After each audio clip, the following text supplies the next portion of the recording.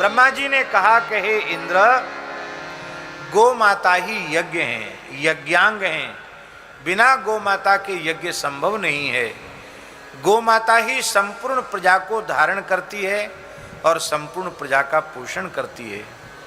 दूध, दही, घृत आदि पंचगव्य देकर दीर्घायु, निरोग और पुष्ट बनाती है।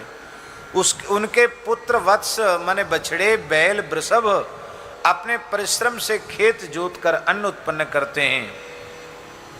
और एक विशेष बात महाभारत में लिखी है, वो ये है कि कमल पुष्प, ये कमल पुष्प, कमल, गुग्गुल और विल्व, ये जो तीन अत्यंत पवित्र वस्तुएं हैं, ये तीनों गौ माता से ही उत्पन्न हुए हैं। कमल भी गौ माता से उत्पन्न है, गुग्गुल भी गौ माता के गोमूत्र से उत्पन्न है, और विल्व भी, विल्व और कमल ये गोबर से उत्पन्न है, और गोमूत्र से गुग्गुल उत्पन्न है, इसलिए यह अत्यंत पवित्र माने गए। गौ माता की कृपा से हव्य कव्य में यज्ञ श्राद्ध संपन्न होते हैं। मुनियों की आध्यात्मिक साधना का आधार गौ माता है, और देवताओं का पोषण भी गाय के द्वारा होता है, प्रजा का पोषण भी गाय के द्वारा होता है, और गायों की प्रसन्नता से देश की समृद्धि निरंतर बढ़ती चली जाती है। ये बात ब्रह्मा जी कह रहे हैं। गायें प्रसन्न होंगी तो वह राष्ट्र निरंतर समृद्ध होता चला जाएगा। हे देवराज इंद्र, इन्हीं दिव्य पवित्र गुणों के कारण यह गायें ब्रह्मलोक से भी ऊपर गोलोक धाम में प्रतिष्ठित हैं। और इस संबंध में हे देवराज इंद्र, मैं तुम्हें एक इतिहास सुनाता हूं।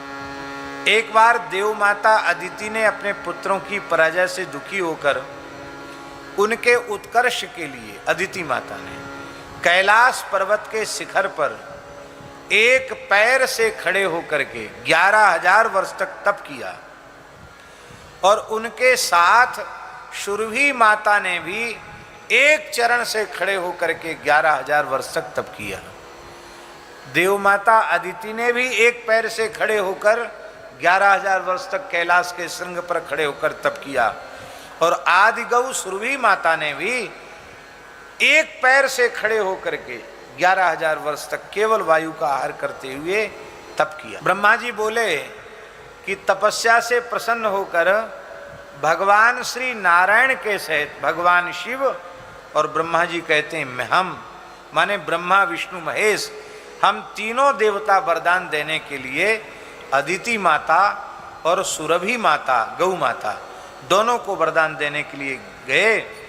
तो माता अदिति ने तो अपने पुत्रों के उत्कर्ष का वरदान मांगा कि हमारे पुत्रों का दुख दूर हो जाए और वे पुनः अपने स्वर्ग के राज्य पर प्रतिष्ठित हो जाएं, उनका खूब उत्कर्ष हो, उनकी महिमा बढ़े, ये वर मांगा। किंतु तब भगवान ने अदिति माता से कहा कि 52 अवतार धारण करके मैं तुम्हारे पुत्रों का वैभव पुनः प्राप्त कराऊंगा, ये आश्वासन भगवान ने अदिति माता को दिया। अब तीनों देवताओं ने सुरभि से वरदान मांगने के लिए कहा, तो सुरभि ने कहा कि हे देवाधिदेवो, हमने किसी कामना से तपस्या नहीं की है, हमने तो अत्यंत निष्काम भाव से तपस्या की है, बस मैं तो निरंतर आपकी प्रसन्नता चाहती हूँ। हे नारायण, हे प्रभु, मैं आपकी कृपा, आपकी प्रसन्नता चाहती हूँ। यह सुनकर के सभी देवों ने गौ माता को प्रणाम किया और सुरभि गाय से कहा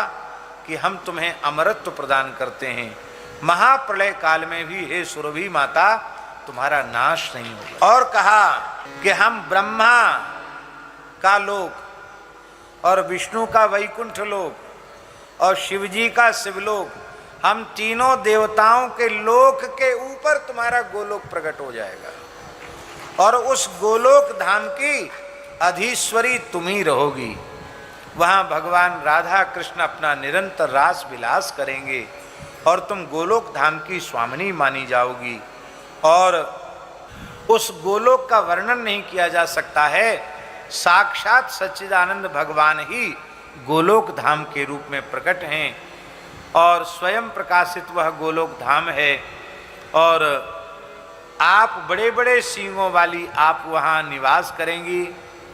वहाँ के नदी बावड़ी पर्वत वन उपवन सब दिव्य हैं। वहाँ विशाल भवन बने हुए हैं, सारे भोग पदार्थों से परिपूर्ण हैं। वहाँ कामक दिव्य विमान हैं। असंख्यों गायों के बीच में नित्य गोलोक में भगवान शिव नील वृषभ के रूप में असंख्यों गायों के बीच में विचरण करते हैं।